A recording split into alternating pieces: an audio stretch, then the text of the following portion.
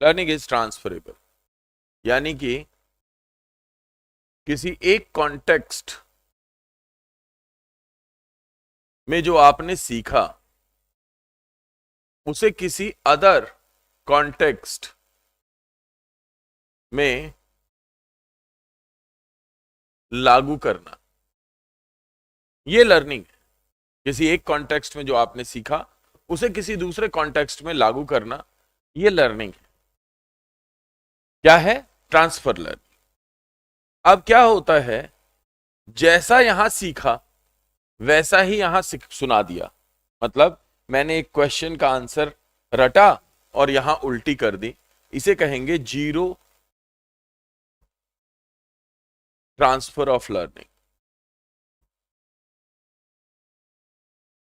क्योंकि यहां पे लर्निंग में ट्रांसफर नहीं हुआ। एक होता है वर्टिकल ट्रांसफर ऑफ लर्निंग।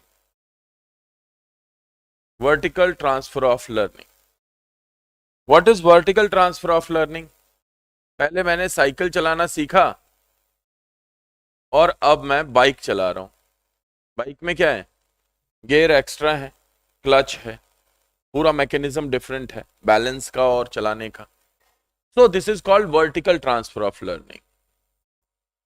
लेकिन मैंने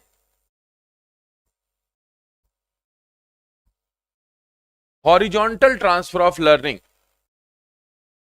के कॉन्सेप्ट को भी समझना जरूरी है।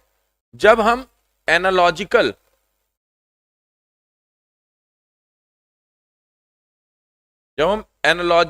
लॉ का उपयोग करते हैं, यानी कि पास्ट में हमने किसी प्रॉब्लम का सॉल्यूशन किया था और उससे प्रेजेंट की समस्या को सॉल्व करते हैं, लेकिन बिल्कुल प्रॉब्लम कैसी होती है? प्रॉब्लम सिमिलर होती है,